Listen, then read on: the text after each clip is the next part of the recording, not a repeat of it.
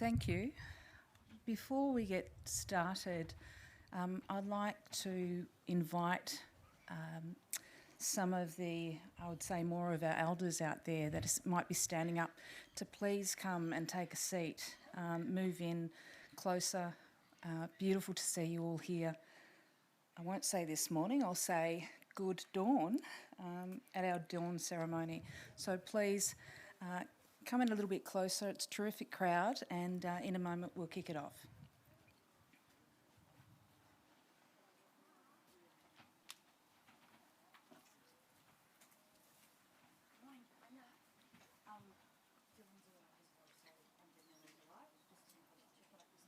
No worries.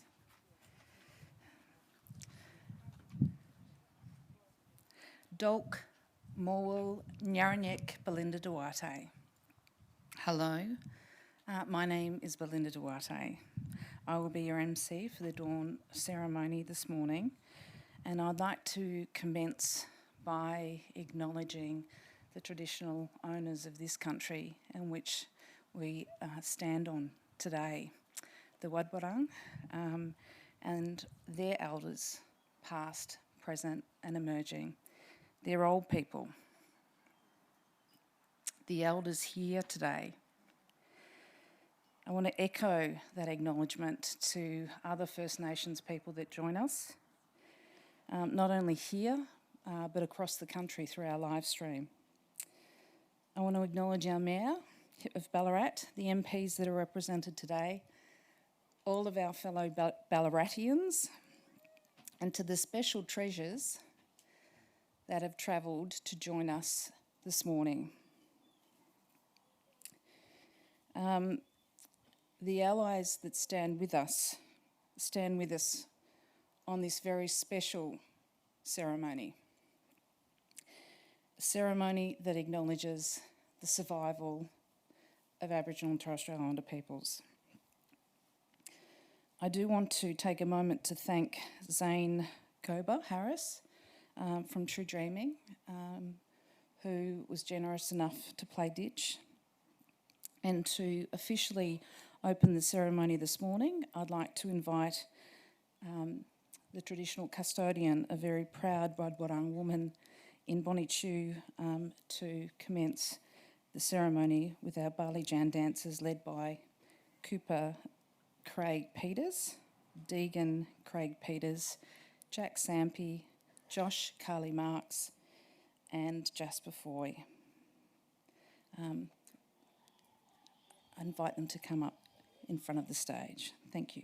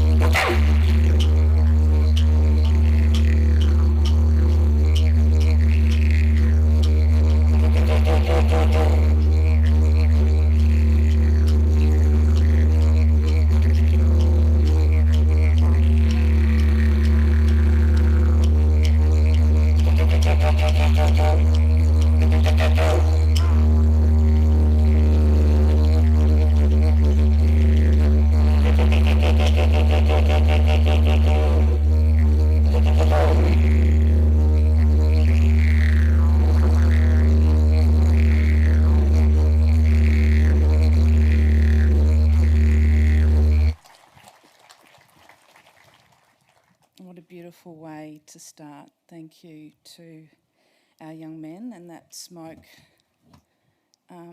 coating us today is a really beautiful way to commence a really important ceremony. Some housekeeping before we go into some of the proceedings. I do want to introduce Tracy Steiner here, our Auslan interpreter. Thank you, Tracy, for joining us today. For those of you who haven't already turned off your mobile phone, please do pop it on silent. And those that need to, there's facilities, toilet facilities just over, not too far away, in the restaurant behind there. As I mentioned, it's a really significant day. A day for us to pause for so many reasons. We pause to pay our respect to all of those who have gone before us. Our mothers, our fathers, uncles, aunts, grandparents, our old people, our ancestors, all of them who we are of. As a collective, let us pause in a moment of silence to listen, to reflect, and to consider the experiences of them, the impact and what they have faced through the colonisation of this country. I would ask, for those of you who can stand, please stand for a minute of silence.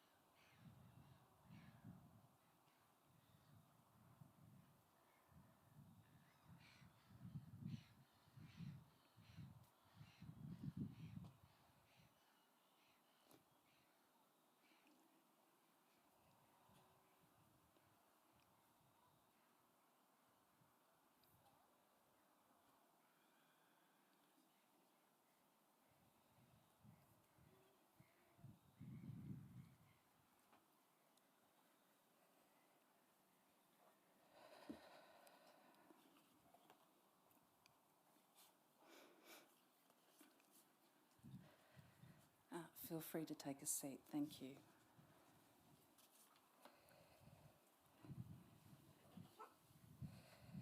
I'm not sure about anybody else out there, but for many of us as First Nations people, it's a very emotional day. So when we pause and people stand with us in that pause and that silence, sometimes the presence is stronger than words can offer. So thank you.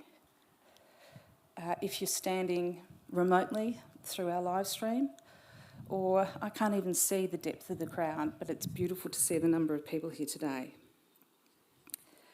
I'm going to have the very special privilege of introducing one of a number of outstanding humans, some of which I know quite well. This very special woman is strong, she's super passionate and deeply committed to changing the experiences of First Nations people and, most importantly, taking all Australians along that journey. A very proud Aboriginal woman, a Narungga woman. Please join me in welcoming Deb Malira.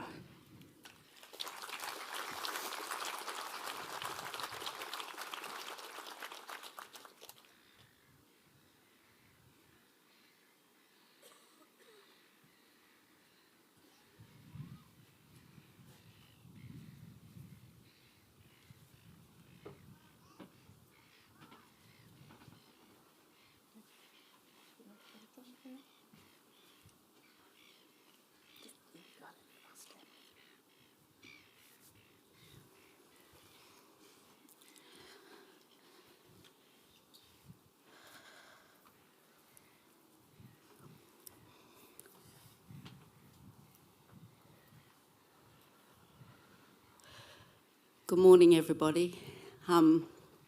Before I begin,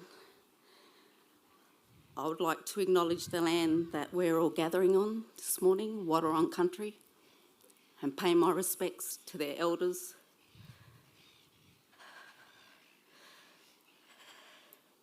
past, present, and definitely emerging.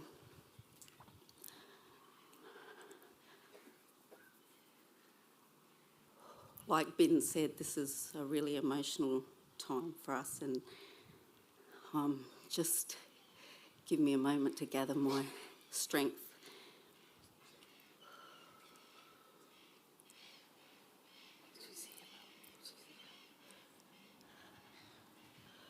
I would also like to acknowledge my mob,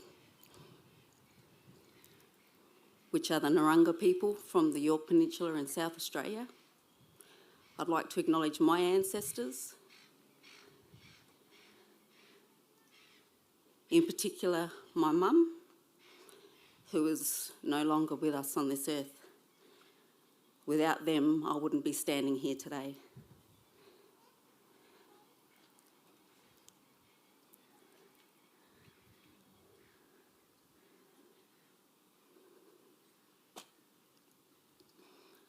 I'd also like to acknowledge that wherever you are on Australia or in Australia, you're standing on Aboriginal land. And I'd like to acknowledge all of those ancestors from the past that are standing today and the ones that are coming through that are going to one day be doing the stuff that we do today.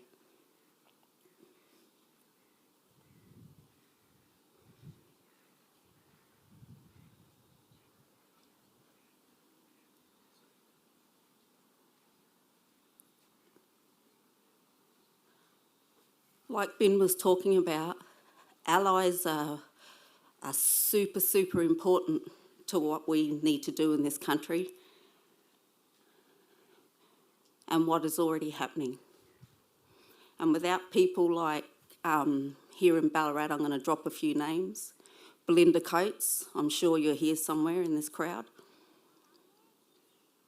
In my time here in Ballarat, I've seen you stand tall, not shy away from difficult conversations, and be brave. So thank you, Belinda. I'd also like to acknowledge Nikki Foy, because without her vision, I don't think this Survival Day ceremony would be happening. It came from one thought, one idea, which grew into this. I wasn't here for the first one, but it was huge. It was important and it was powerful, not only for the Aboriginal community of Ballarat, but also the non-Aboriginal community of Ballarat.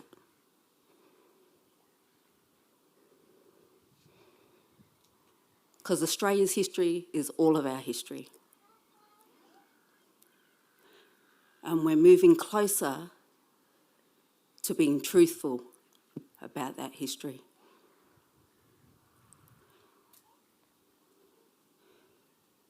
Which I think is really, really important for all of us. Because in this country, we have the oldest living culture in the world. And I think that's something for all of us to be proud of.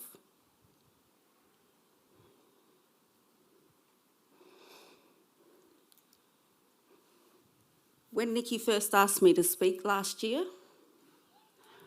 I was like, oh, yeah, of course, sis, I'll do it, no worries. And I thought she'd forget. She doesn't forget. And I can tell you the last couple of years have been really, really difficult for me and my family. We lost our matriarch.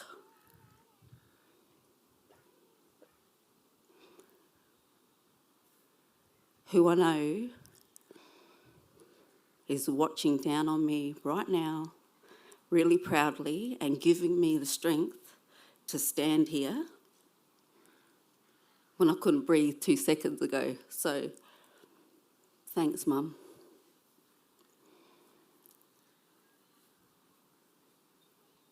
I also thought about what I was going to say, and I wrote some stuff on a piece of paper, but I'd rather talk from my heart. Because, like Ben said, this is a really important ceremony.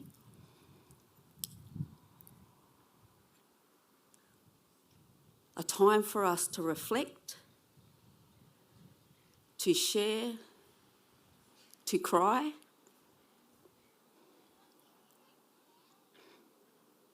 But for me, most importantly, to be proud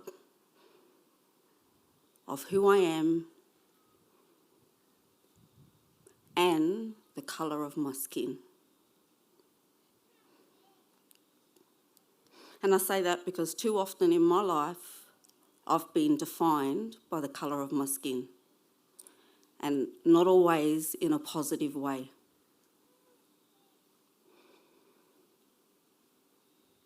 You know, I thought, I'm going to speak to all of my family. My immediate family is made up of people born in the late 1940s. I'm talking about people that's still alive today. Born in the late 1940s. And then you have my generation in the 1970s.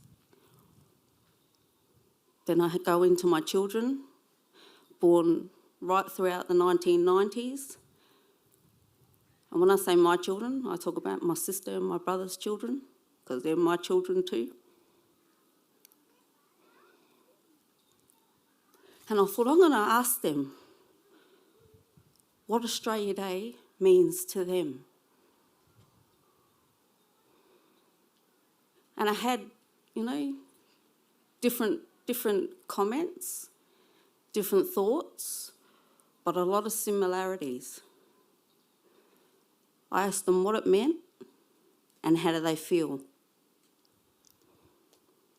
Most of them looked at me like, "Honey, Deb, Mum, is this a trick question?" I'm like, no, I just want to know what you think. Because I think we forget to ask. We're too busy trying to break down barriers within the non-Indigenous world. I think we forget to ask. Well, I did. And I had comments like,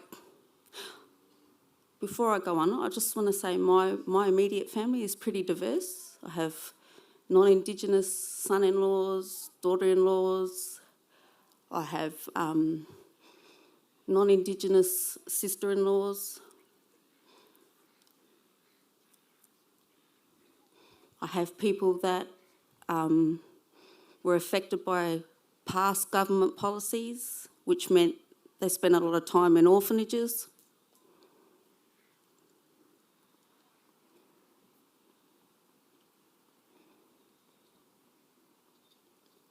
They were separated from their families and their country.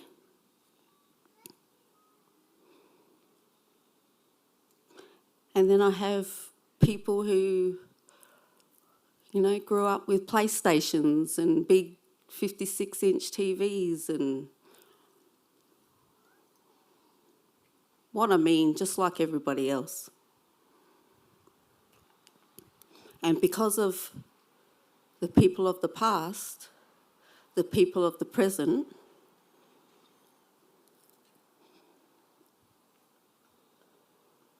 their lives are a little bit easier. Well, actually, a lot more easier from the comments I got. So if I can, I just want to read a couple of them, and You know, it's not to blame anybody or to make anybody feel bad. It's just about the truth from one Aboriginal family.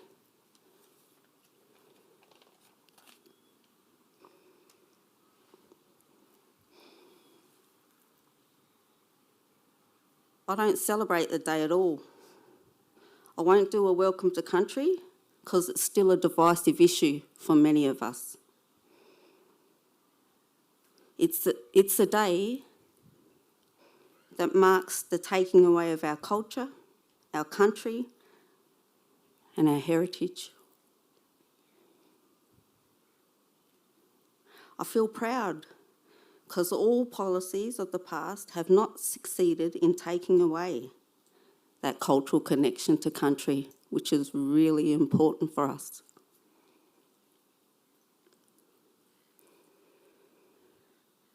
I'm also tired, really tired, because I get asked the same questions.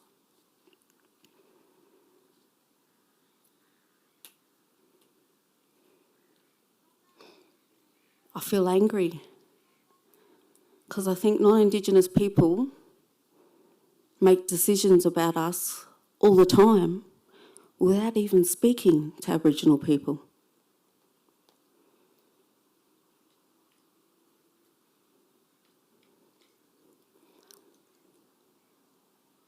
It's a day of mourning, and I don't understand why people would want to celebrate that.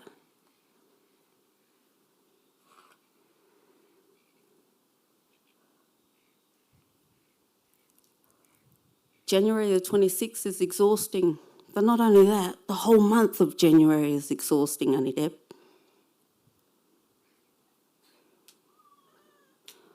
I feel really sad because my nan went through all that hard stuff.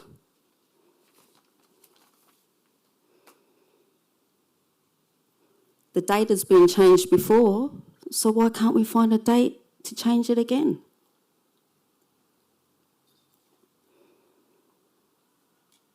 I have no ill feelings towards people that want to celebrate, but why can't we find a date that we all can celebrate?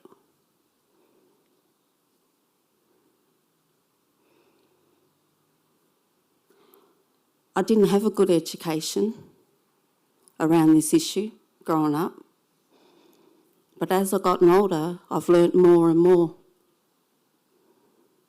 and I don't agree. I think we should change the date.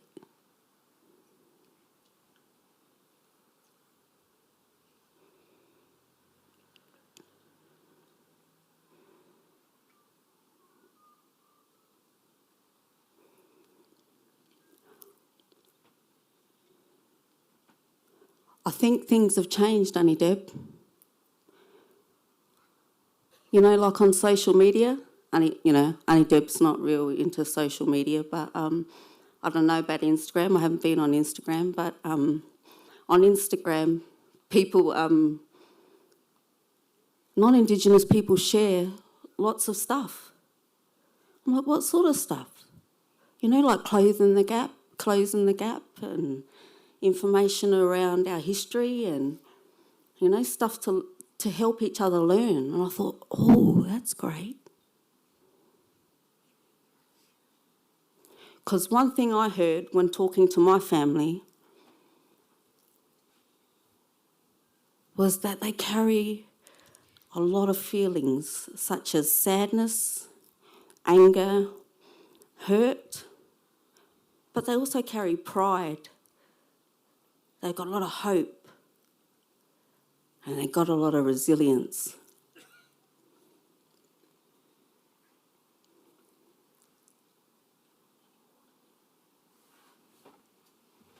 Sorry, my mouth is a little bit dry. I'll wrap up. I don't know if Nikki's giving me eyes, but anyway. I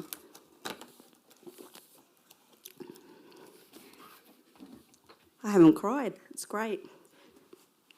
So my thoughts is just about sharing our stories. And I think that's what us as Aboriginal people want to do more of. We want to share. And I think that's pretty powerful considering all the heartache that we've faced since 1788. I encourage all of you to research, look on Instagram, look on all those sites, but more importantly, go and meet an Aboriginal person.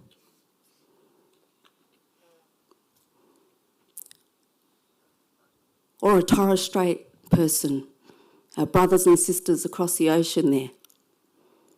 We got one of those deadly ones here in our community.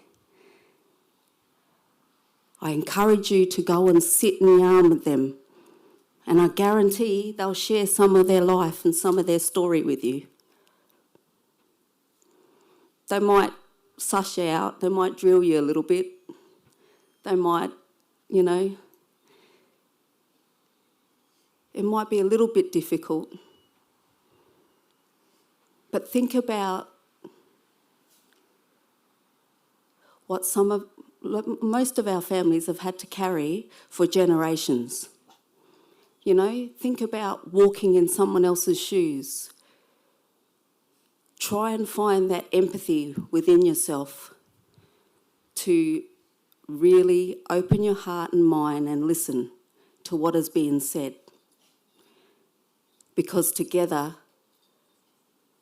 and I say together, when I say together, I mean walk beside us, not in front of us, then we'll do deadly things. Thank you.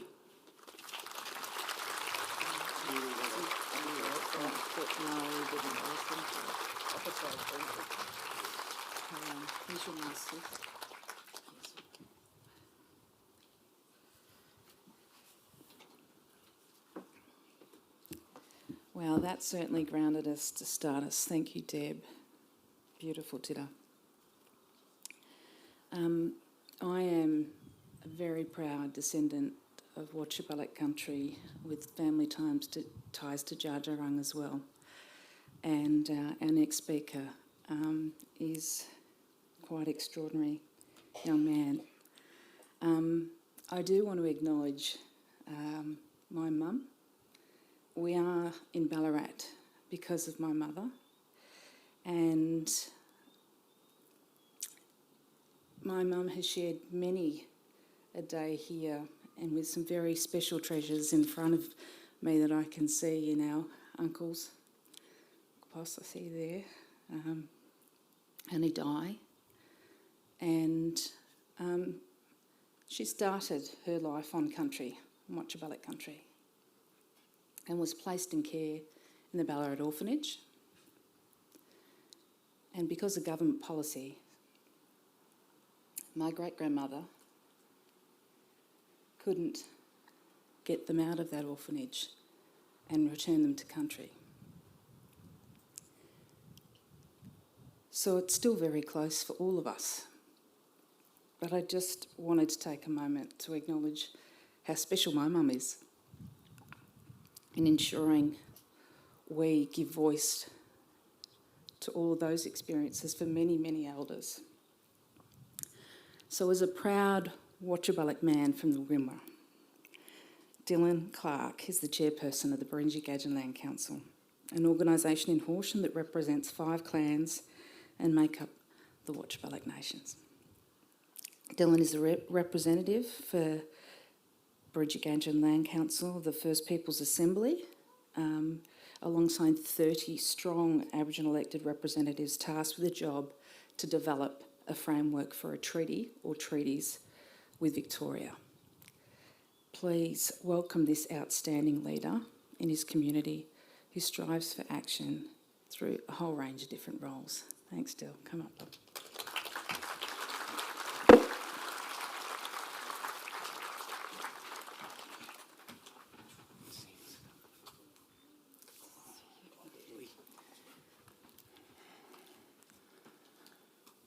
Wow, morning all.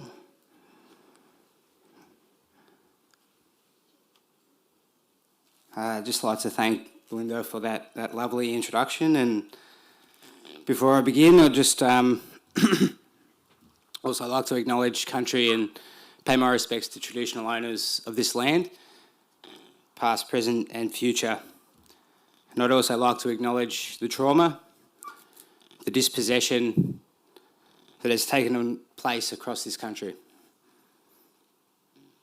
and the impact that that has on our First Nations people. I'd also like to acknowledge that sovereignty was never ceded, and that today is a day of mourning.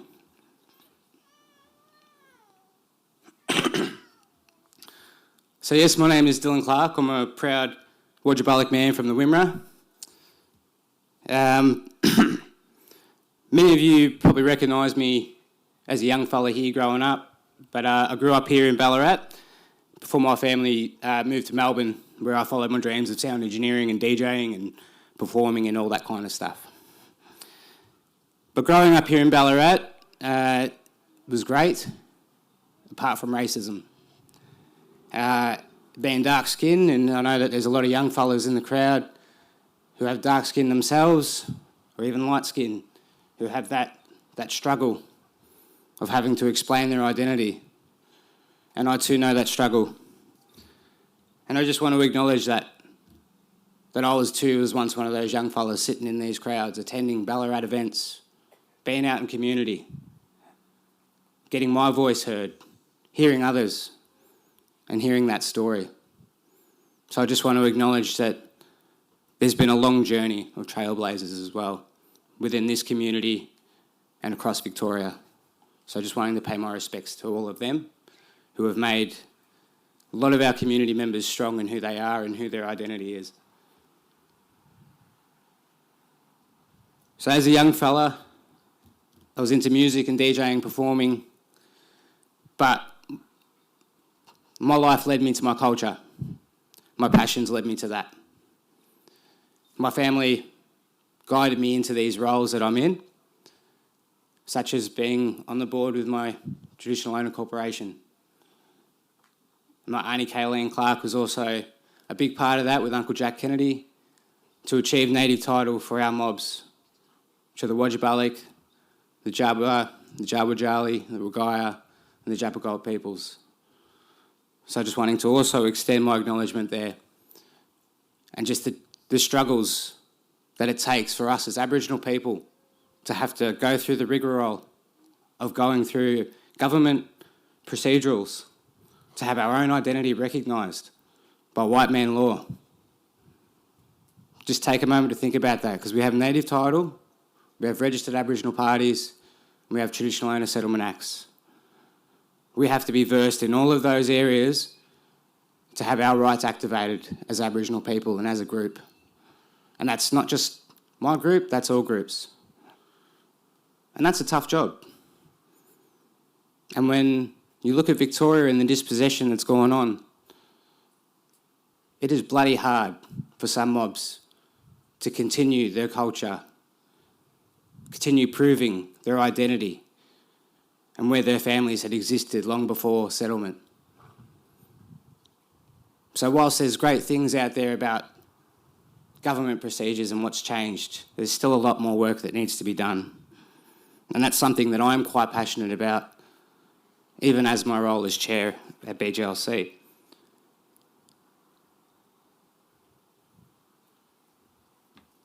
So in my role at BGLC, I'm also on the First Peoples Assembly, which, as you know, and some people would know and be quite versed in, are tasked with the difficult job of developing a framework for treaty, or treaties in Victoria. And that's an exciting job. That's an exciting time for us as Aboriginal people.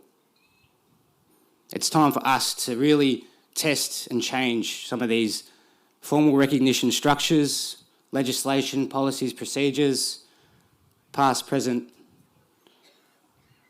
that has gone on, so we can really test some of that and make worthwhile agreements. Still a long way to go yet, but one thing I am proud of those members of achieving is setting up the Truth and Justice Commission. The Uruk Truth and Justice Commission is the first formal truth-telling process to the injustices experienced by First Nations people in Victoria. Now, this is an important process. And I believe that this is one of the processes that will also encourage things to change in this country. Which brings me to why I'm here today and why I felt it was important to share some of these accomplishments.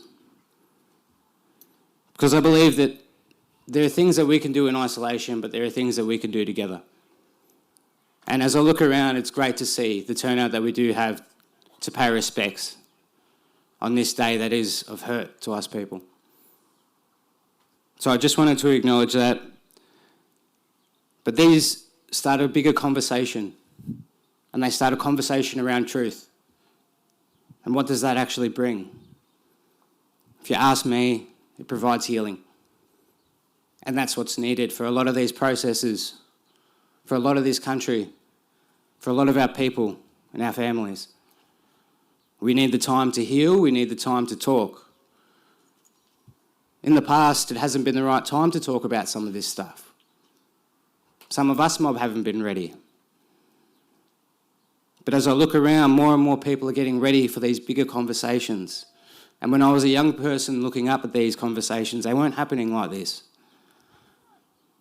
So it makes me proud to see how far we have come, even just within Ballarat.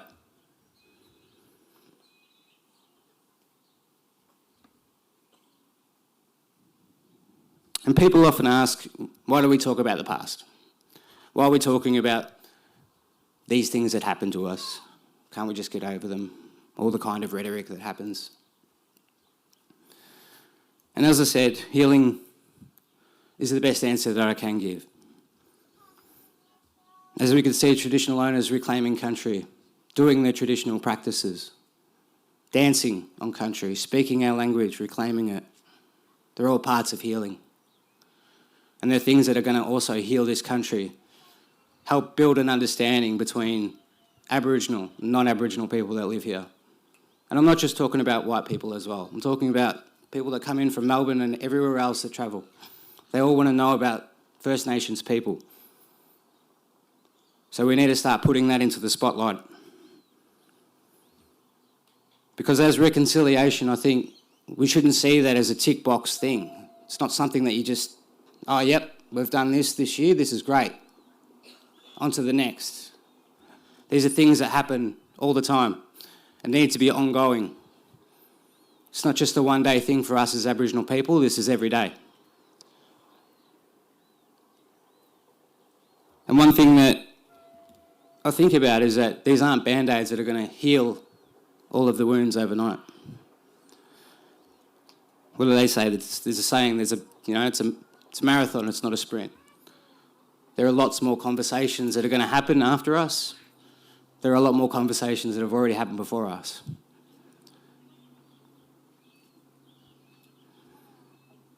The important thing is that we come together and we're ready for those conversations. And I'd just like to finish by saying that I'm proud of where Ballarat is, and I'm proud of this community. And I'm proud to stand here and speak on such a day that does cause hurt for myself. And I had no idea what I was going to say, like most. But I do hope that we bring on some change for the future. I'd just like to thank you all for turning out this morning as well, and pay my respects to all. Thank you.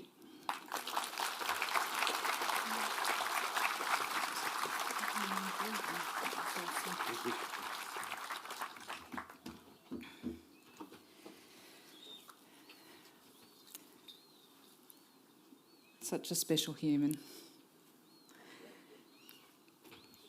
As we come into the back end of this morning's ceremony, it's a special time, and witnessing the sky as it starts to light up, it's appropriate with that lift that it brings us to our young people and the voice of our young people and their lived experiences today as First Nations young people. I'd like to ask Jack, Cooper and Indy to come to the stage, please. As they make their way up, I'm going to introduce both Jack and Cooper. They will be the first two speakers, and they're going to do that jointly. I do declare I have a conflict of interest. Indy is my niece, so I'm not going to ask permission, but there'll be a lot of love in the intro. Not to say that there's not love for Jack or Cooper, but I don't know these young men, so I won't squeeze you tight. I'm a bit of a hugger. Jack Sampy from the Bardi tribe of the Judinjin community. Jack was out there dancing earlier. It'd be terrific to hear from you, Jack. Cooper Craig Peter has the beautiful blessing of multiple clans connected to Yorta Yorta, Wadi Wadi, to Nuri Ilam Wurrung, Jaja Wurrung, and a Yarra Yarra man. Please welcome these two young men to share their perspectives on January 26th. First of all, I wish to acknowledge the traditional owners of the land in which we meet, the Wathaurong people. I wish to pay my respects to their elders, past, present and emerging, and I'd like to pay my respects to any other elders here today. What does this day mean to me? It means a lot of things. It's a day I get to share with my brothers and sister as we learn about our culture. It's a day where I can look back and thank my mum and dad for pushing me to learn about my culture, but also to be a role model to others, not just other fellow Indigenous kids, but also to other non-Indigenous kids. It's a day where I can spread knowledge and awareness to non-Indigenous people about our culture and what this day means to us. But most importantly, it's a day to pause, reflect, and thank those who came before us, those who are here with us, and those who are unfortunately not here with us. I wish to acknowledge them, thank them for all the hard work that they've done for us and future generations to come. I wish to also thank those future generations for the change that they will cause for our people. Thank you.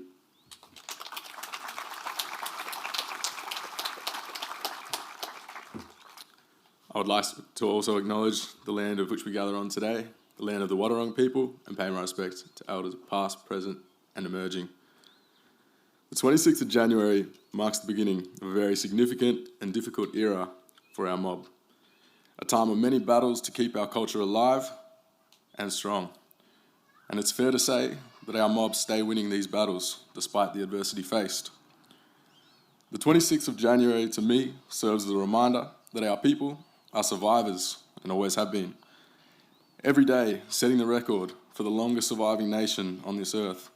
And for that, I thank all my ancestors, my aunties, my uncles, and the allies that share this land with us. Because of their efforts, it's easier for me and my brothers and sisters to see and work towards a future where white Australia shares in our black history, a future where this country can reflect together on what makes us who we are and utilise this reflection to grow together into a nation where together we can celebrate our shared history and future. Thank you.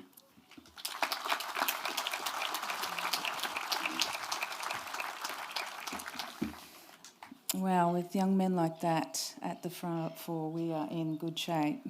Thank you.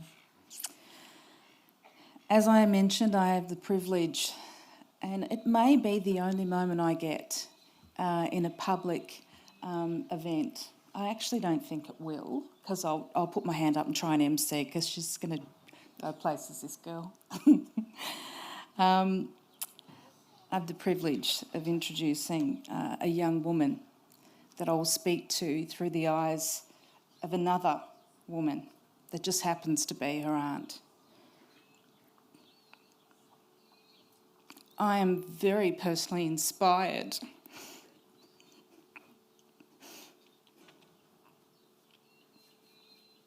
by her. Yes, she is of my blood, but she is a young woman who is advocating, who is sharing, who is educating, who is inspiring, and using the platforms and tools she has to create many discussions, to elevate awareness, to challenge, to share the challenges of a whole range of minority groups. And inspired at the core of that was for our mob. So please, join me in my pride and the very deep love I have for my gorgeous niece, and enjoy the words that she has to share. India Hayes, proud Watchabalik Judgerung girl. Woman.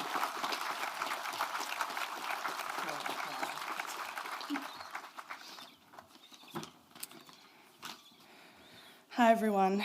For those who don't know me, my name's India Hayes and I'm a proud Watchabalik woman. Before I start, I'd like to acknowledge the Waterloo people as traditional custodians of the land we are so blessed to work and live. I acknowledge their ongoing spiritual connection to the land, water and culture. I acknowledge their ongoing fight and resistance and pay my respects to all elders, past, present and emerging. I also extend my respect to all elders, mob and our allies here today. I'm here because of my ancestors. I hope to make them proud. They didn't go through what they did for me to live a small life. Neither did my family here today. I've reflected long and hard about the opportunity that I've been given to be heard on this day. Thank you for allowing me this moment to have a voice, but my voice is just one, and there are so many that need to be heard. Mine is just a drop in the ocean. Being a young person growing up in Ballarat, it has always been tough surrounding this day. The pressure that the youth face to conform to society's ways has had such an immense effect on how we view the world, and especially our country. For mob, we know that it's more than just a day in our year. It's a day of mourning, a day of reflection, and a day we pay respect to our ancestors that fought so resiliently to keep our beautiful culture alive.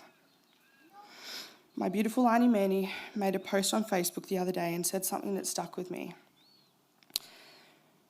She said, "I have seen the result of history in so many ways, the big, the small, and the ripple effects. People who have never felt or experienced intergenerational trauma will never know what it is. It isn't easy to just forget. Just because I didn't live in the shoes of my mother, grandmother, or great-grandmother, it doesn't mean I don't feel their pain. It runs deep. It's just beneath the surface of my skin and in my heart. In a perfect world, I'd want to see change.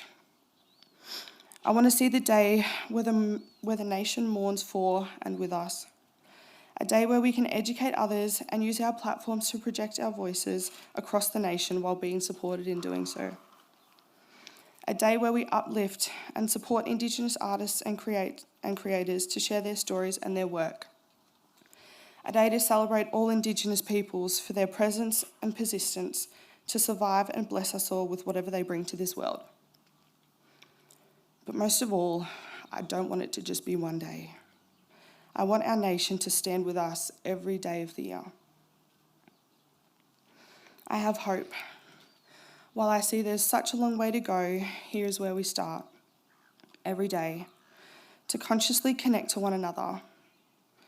Whatever we do today matters, no matter how big or small, it starts with us.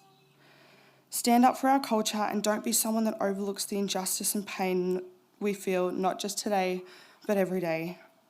We shouldn't have to compromise our pain and value for the comfortability of others. I want to be an ancestor that has thought about my future family and community. So my intention is to continue to spark conversations and challenge people to stand up and do better. We are such a strong community with so many things to cherish and share with this world. Hold your loved ones tight and take your time today to do what truly connects you to the land, our ancestors, close allies, and those around you. Thank you.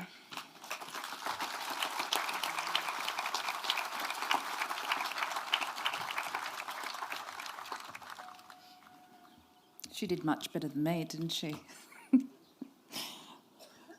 Beautiful. We've got 2 more steps in today's ceremony, and I do want to take a moment to collectively exhale.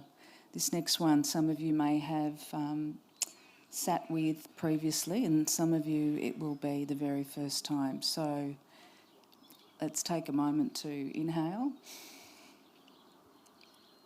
and exhale.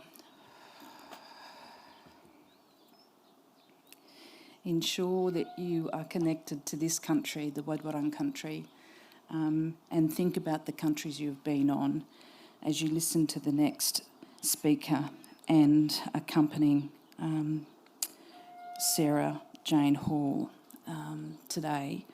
I'd ask Sarah, Julie, Joel, Kirsten and Rachel to make their way up to the stage as I introduce Sarah Jane Hall, a proud Narungga woman with ancestral ties to Scotland and England. And as they come up, our beautiful young people will return out to you. Please put your hands together for them and their words of inspiration.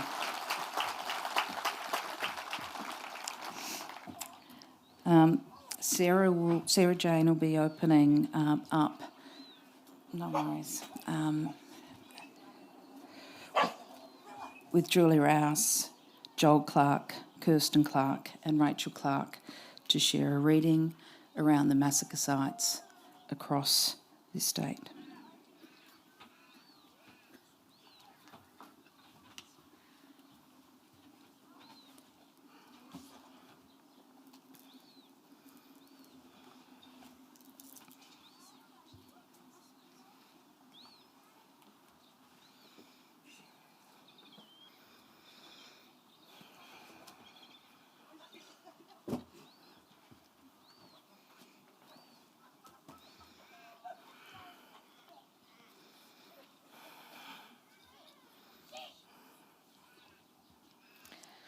Hello, my name is Sarah Jane Hall and I'm a proud Narungga woman with Celtic ancestral ties. I was born on Dja Dja Wurrung land and raised on Laditch Ladge land and now living on Waterloo country. The bloodlines of my ancestors have helped shape me into the woman I am today.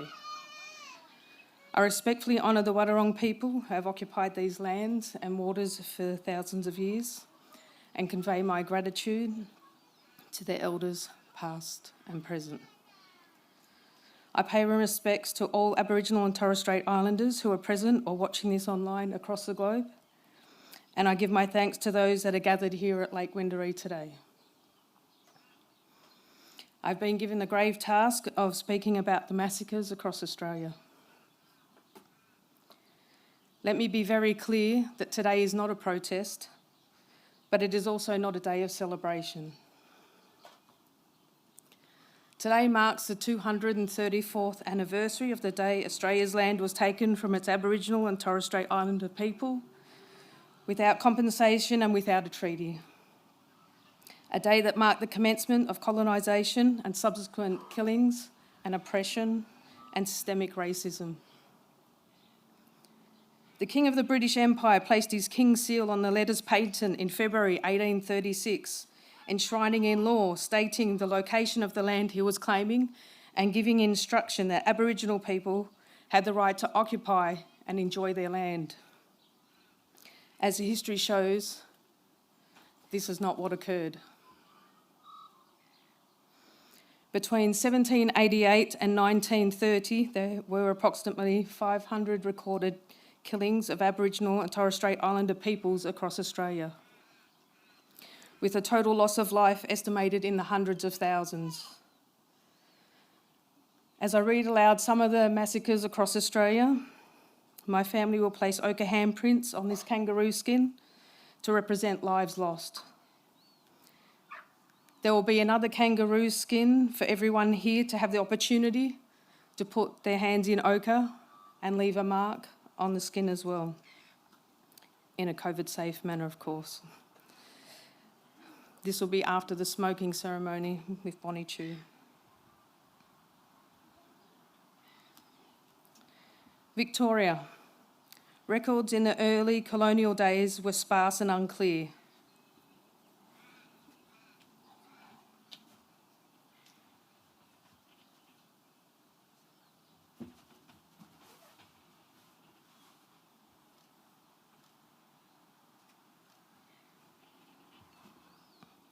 The deaths of several thousand people are recorded, and in 1833 to 34, Convincing Ground Massacre near Portland, Victoria was one of the largest recorded massacres in Victoria, with 60 to 200 lives lost.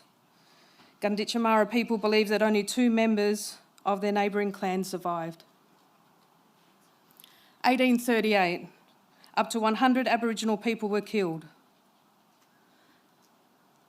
1838 again, the Mount Cottrell massacre of around 10 Wathaurong people. 1st of December 1839, the Bloodhole massacre at Middle Creek, up to 10 Aboriginal people were killed. 1840 to 50, the Gippsland massacres saw between 300 and 1,000 Garnai people murdered.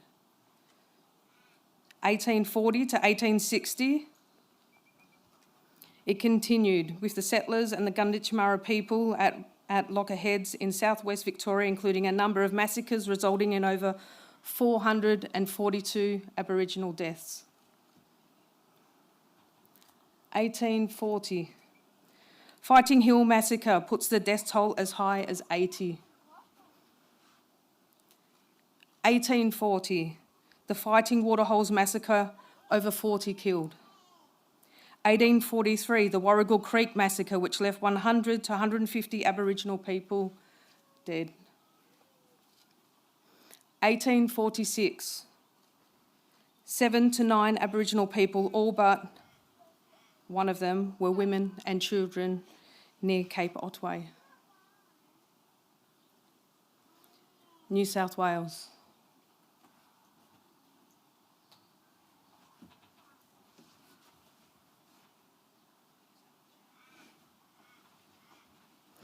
July 1791, Governor Arthur Phillip wrote in his own journal that he granted 27 ex-convicts allotments of land at Prospect Hill and the ponds. He gave them muskets which were utilised to shoot at Aboriginal Australians in the area, and Arthur Phillip then deployed soldiers to the area who dispersed about 50 Aboriginal Australians. The Governor ordered that the woods be cleared so that the natives could find no shelter. April 1794, at Toongabbie, they killed 4, bringing back the severed head as proof of their exploits. September 1794, British settlers in the Hawkesbury River area killed 7 people. 1 boy was dragged through fire and thrown into the river and shot dead. May 1795,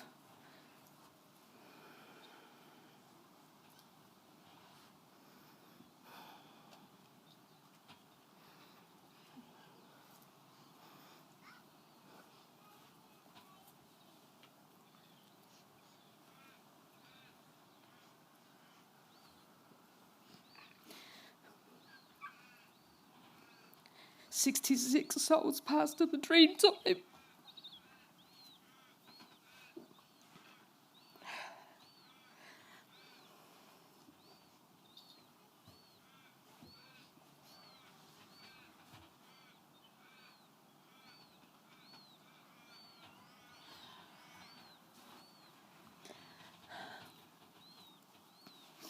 March 1806, 9 killed. The bodies were hung in nearby trees to intimidate others. 1816, at least 16 Indigenous were killed by shooting. Most were women and children, and they were driven to the cliffs to fall into the gorge to their death. 27th of May, 1836, Mount Dispersion massacre. Around 150 souls passed to the Dreamtime. 26th of January, 1838, the Waterloo Creek massacre, also known as Australia Day massacre, killed 200 to 300 Aboriginal Australians. Queensland.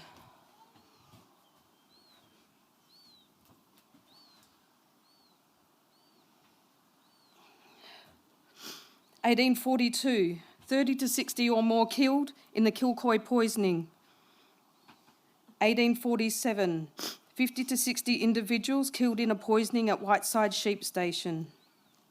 26th of November, 1948, 3 Aboriginal women and 1 child were murdered at Canning Creek. 1849, more than 100 killed in the Upper Burnay, described as one of the bloodiest in Queensland's history. 1850, hundreds allegedly killed near Paddy Island in the Burney River. January 1856, a group of around 250 Aboriginal people residing in the area were tracked down and killed. Early 1860s, Waterview, North Bundaberg, at least 15 to 20 Aboriginal Australians killed in a dispersal by the native police. October 1861, 170 Aboriginal people killed. July 1865, outside Rockhampton, 18 Aboriginal Australians were shot dead and their corpses set afire. 1867, 300 Aboriginal people, including all the women and children, were shot dead or killed by being herded into the nearby lake and drowned. 1867, massacre of large group of 200 Aboriginal men, women and children from the north side of the Pioneer River. 1872, over 200 killed by the native police.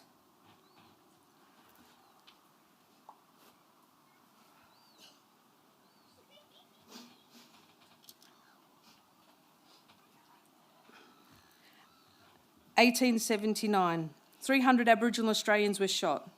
1879 again, 28 Aboriginal men were shot and drowned. 1884, more than 200 people were killed and passed to the Dreamtime. Tasmania.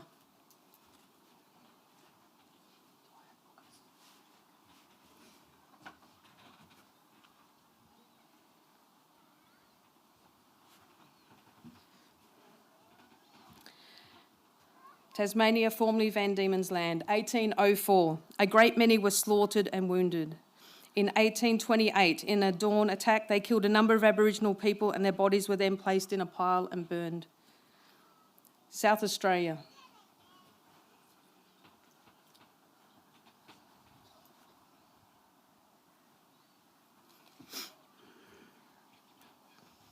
In 1848, at least 9 Indigenous people allegedly murdered by the station owner. The case was dropped by the Crown for the lack of European witnesses. 1849, Waterloo Bay Massacre. Tens of Aboriginal people were killed. 1880s, no warning was given and the police and trackers opened fire and killed between 200 to 500 people, with only 5 survivors. Northern Territory.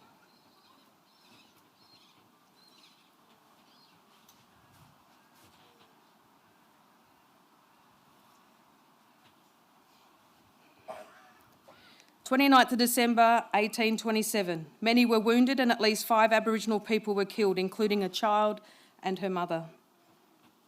She was bayoneted when she was fleeing to the beach. 1918, patrols shot every black they could lay their eyes on. 1880s, in Arnhem Land, several massacres in this area, including an incident where Yongaloo were fed poisoned horse meat, and many people died as a result of that incident. Western Australia.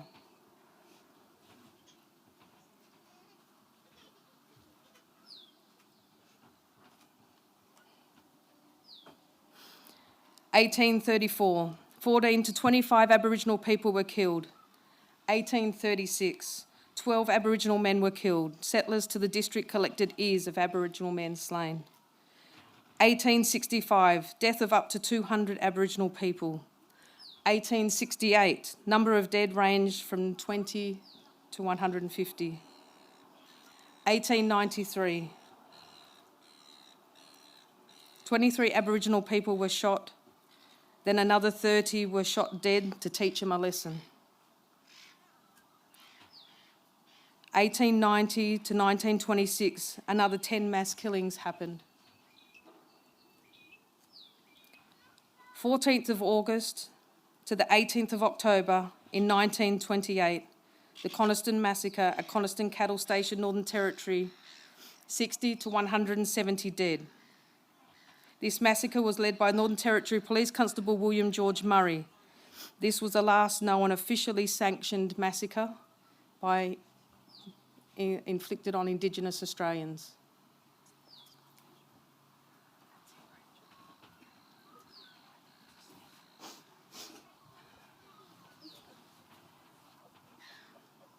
Australia's massacres are not something to turn a blind eye to, leaving the past nor to be forgotten. The descendants of their families and friends walk among us, and indeed some of you may very well be those descendants.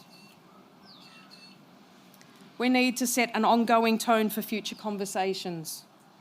Let me echo the teachings of Narungga Elder Uncle Jeffrey by saying, we as a nation are on a journey of healing. I, as an Aboriginal woman, am on a journey of healing. Us, standing here on Waterloo country today, are on a journey of healing. We as a community together, Aboriginal, Torres Strait Islander and non-Indigenous Australians share this path, this journey of healing.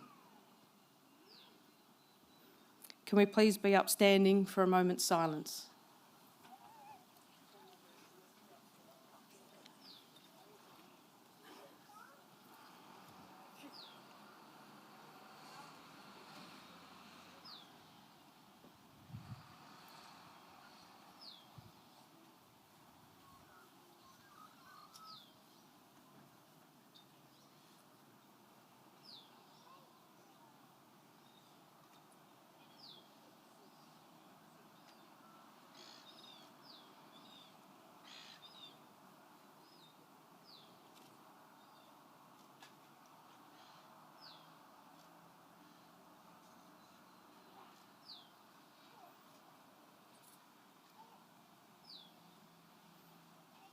Lest we forget.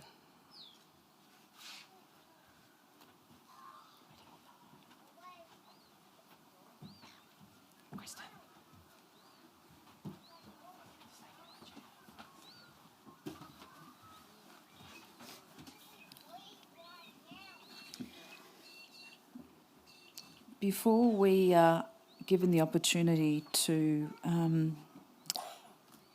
participate in the smoking that Bonnie Chew is hosting towards the rear, we have a very special guest in Deb Luau-Clark. Deb will be joined by Mercy, which is a beautiful opportunity to share this with her mum. She's recognised as Deborah N, a singer-songwriter, a storyteller, a Mirren woman of the Torres Strait Island, born in Ballarat and brought up on Waterloo country. She has a deep connection to this land she calls home. Mercy Clark, her daughter, also proud of her Torres Strait Islander heritage, and has joined Deb today to recognise through song the journey we are on and remember the stand together. Please warmly welcome the two of them.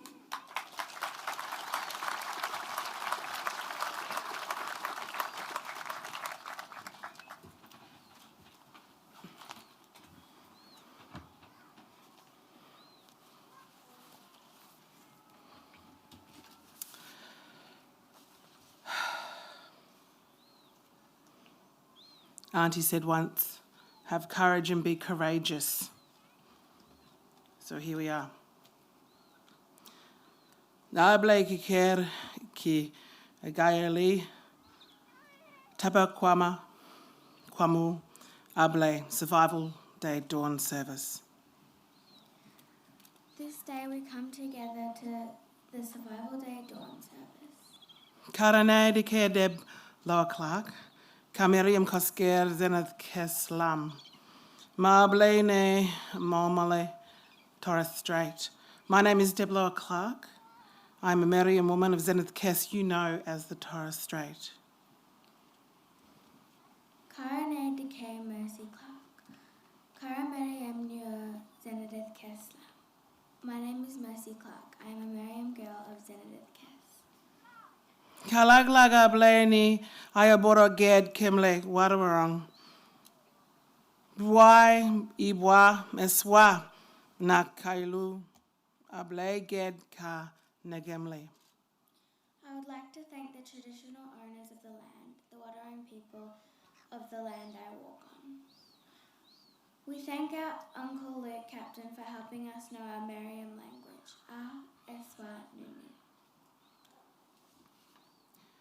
So where the sky is and the land is and the soil deep beneath that which was placed here by the people who were the first boat people who didn't leave, we acknowledge the Wadawurrung country, the first custodians and traditional owners of Wadawurrung land. We pay our respects to the elders, the knowledge keepers, the important people that pass that knowledge to us, for those who are present with us today and past, and always in great hope of a future. I acknowledge all Aboriginal and Torres Strait Islander people who are with us today, whether online and taking that moment to be with us because you couldn't get here, and to all those who are with us here today on this very special space at Viewpoint.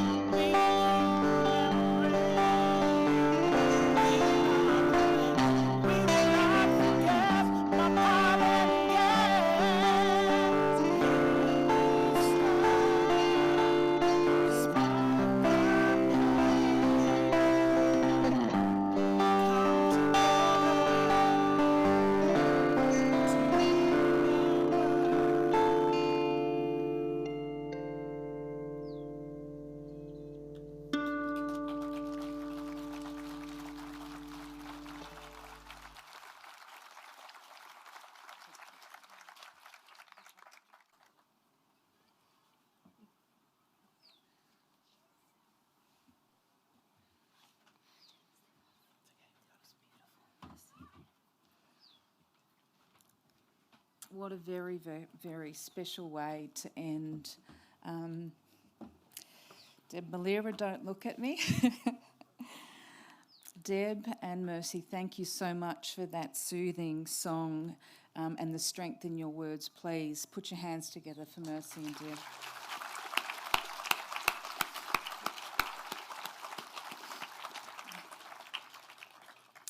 Before I officially wrap today's ceremony, what an amazing turnout. this inspires us in so many ways to see not only our very cherished elders who have got out of bed at some ungodly hour to be present and represent and always remind us where to stand, right through to those that have travelled, as I said earlier, our fellow Ballaratians and, you know, some of our newest arrivals to a country, the story of those new arrivals right through to the oldest living culture in the world that sits with us today. It's been a pleasure and privilege for me to MC today's ceremony. I do want to acknowledge Nikki Foy's work and leadership, the Koorie Engagement Action Group, Belinda Coates, and all of you who have made this event a very special one. Again, I want to echo that we have the opportunity to soothe, heal, cleanse, connect to country through the smoking at the rear with Bonnie and our very cherished traditional owners. Thank you today on your country for holding us close, for letting us sit with all of these feelings. And for those of you who were affected, please share those conversations. Express the feelings, because feelings and the expression of them allow us to heal and connect. Please, Nikki Foy, put your hands together for Nikki. She will be asking, come on up, Nikki, the Koorie Engagement Group to come up for some photos and our guests for some gifts. But that concludes our formal proceedings. Did you want to say anything, Nick? No, I'm not going to say anything, but thank you all. Thank you, everybody, for coming, and I'm not going to say anything, but I'm just going to say thank you so much again for emceeing the ceremony. Gorgeous woman. Gift. That's beautiful. Thanks, Nick. Thank you. And can I please ask all our speakers, our dancers, to please come up and accept the plants for being here today. Thanks again too for the live streamers. You know, we've appreciated you joining us. We hope that you can come down physically where you have capacity in the future. Thank you. Thank you. Just one last thing I want to say, and acknowledging my deadly, beautiful, strong, incredible, amazing mum for being here. But I just want to acknowledge also today, so some people call it Australia Day, some call it Invasion Day. My mum and my family call it my brother's birthday. Happy birthday, Jamie, up there in the dreaming. Thank you all.